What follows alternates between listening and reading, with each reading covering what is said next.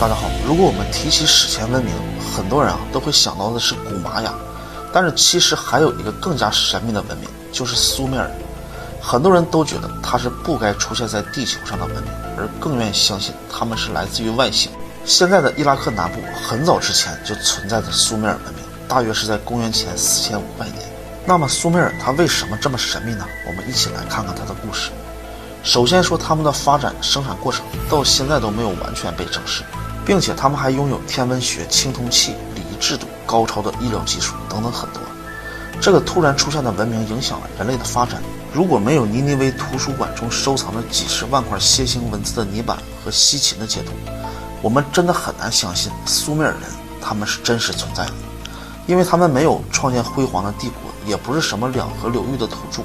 他们就是一群小部落。他们还称自己为黑头人，并且在6000年前，这个黑头人部落带着一些不属于当时那个年代的东西来到了美索不达米亚。他们在这里进行了城市建设，治理洪水，还建立了3000多个城堡。但是有一天突然被这个西方来的阿卡德人给征服了，他们一起建立了阿卡德帝国。这个帝国只辉煌了将近200年。帝国衰败以后，各种族群之间开始发生战争，最后苏美尔人被赶出了美索不达米亚。我们不知道苏美尔人到底是从哪里来的，也不知道苏美尔人他们最后去了哪里，但是他们给后人留下了很多的谜团。好，我们下期再见。大家好，研究苏美尔文明史，我们都会提到一本书，考古学家西秦的《地球编年史》。这本书中就记载了苏美尔人发现了尼比鲁星，这是一颗目前人类还没有发现的星球。苏美尔人认为尼比鲁星是太阳系的第12个天体，大部分的时间是位于猎户座中。虽然这颗星球目前人类还没有被发现，但是更加奇怪的是，苏美尔人在6000年前就已经发现了海王星，并且他们还知道海王星是蓝色的，我们用肉眼是看不到海王星的，而且用一般的天文望远镜也是看不到的，必须要用很高级的天文望远镜才能观察到海王星。而且我们近代的人类文明是因为美国的航海家计划发射了宇宙探测飞行器，飞行了12年才拍摄到海王星的照片，才知道海王星它是蓝色的。但5000多年前的苏美尔人他是怎么知道的呢？由此可见，苏美尔人对天文学的观测至今都是后人无法解释的谜团。之前美国还出过一个乌龙事件，在1982年说在猎户座的周围找到了一颗行星，疑似于尼比鲁星。虽然后来发了声明说技术错误，但是更让人相信有尼比鲁星的存在，只是目前我们的技术水平还找不到而已。大约在6000年前，苏美尔人在美索不达米亚上建立了乌尔城，这是我们世界已知最早诞生的城市，也是唯一一个保存完好的苏美尔人古遗址。后来考古学家在乌尔城中发现了各种出土的文物，比如镂空金杯，比如黄金剑烧的短剑等等，而这些文物做得很精致。圣经中所描写的通天塔居然在乌尔城也能找到塔基，可以说在乌尔城说不定能找到很多关于苏美尔人的上古秘密。后来美国入侵伊拉克时，第一个洗劫的就是乌尔城，并且还在乌尔城城边遗址上建立了一个军事基地，里面有很多美军的考古学家和科学家，周围还安排了很多工兵在进行爆破。随后听到了当地有一个民间传说，说乌尔城的通天塔下面有一个星际之门，而这个门就是外星生物来地球的通道。美国人听到这个传说之后就立马炸毁了这个通道，而且在1991年的时候，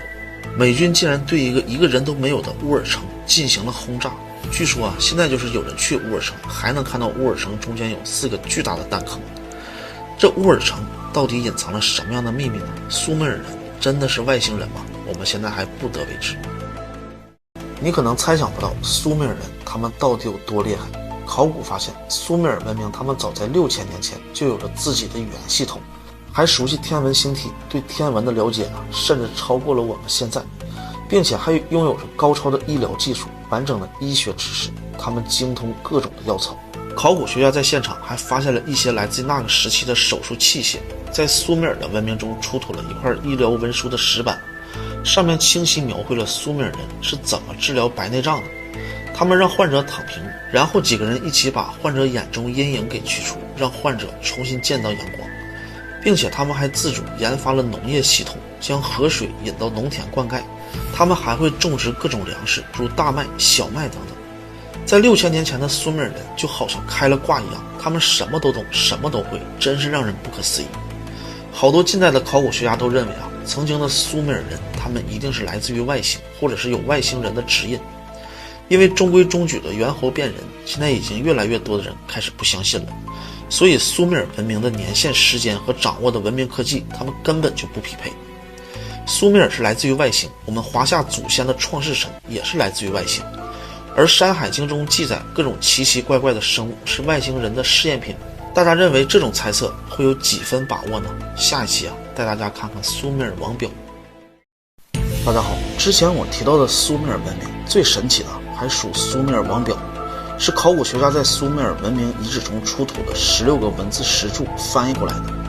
这个王表上记录了苏美尔文明整个时期的君主名称和在位的时间，但是令我们无法解释的是，前8位统治者的统治时间平均都有3万年之久，总共21年。这些君主的生命竟然如此的长，这可给后人留下了很多的谜团。苏美尔人用萨来作为时间的单位，一萨约为3600年。我们来看这张表，表中第一位君王在位的时间为28800年，其中统治时间最少的君王乌巴拉图图也在位有18600年。在上古时期，真的会有人拥有这么长的寿命？这不仅让人疑惑到苏美尔的前几位统治者都是神灵的存在吗？是神带领着这个部落创建的苏美尔文明。我们接着往下看呢，表的最后突然出现了一场大洪水，在那之后的君王在位的时间开始明显的减少了。关于大洪水，在各个古代传说中都有出现，东方是大禹治水，西方是诺亚方舟。除此之外呢，西方的巴比伦文明、玛雅文明中都有记载的大洪水。如此可见，大洪水来临之前的文明和之后的文明，它们显然不同。那么大洪水之前，我们地球上究竟是什么样的？在大洪水过后，苏美尔文明并没有被消灭，王权再次从天而降。而这次的王权在基石诞生，在基石的时期总共有23位君王。这一次的君王统治时间都平均在1000年左右了，虽然比之前万年减少了很多，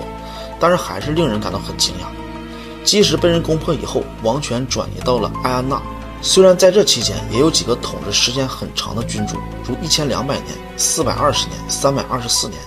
但其他的都在100年以内了。随着时间的推移，君王的统治时间变得开始合理化了，如8年、21年、10年等。而且我们越往下看，越发现有一些君王的名字开始和历史重合了。所以我们提出合理的猜测，或许大洪水之前的统治者都是神族，不然怎么解释他们的寿命有如此之长呢？然后大洪水以后，第一波在基石的神族，他们并没有灭绝，但是被剥削了神力，逐渐变弱了。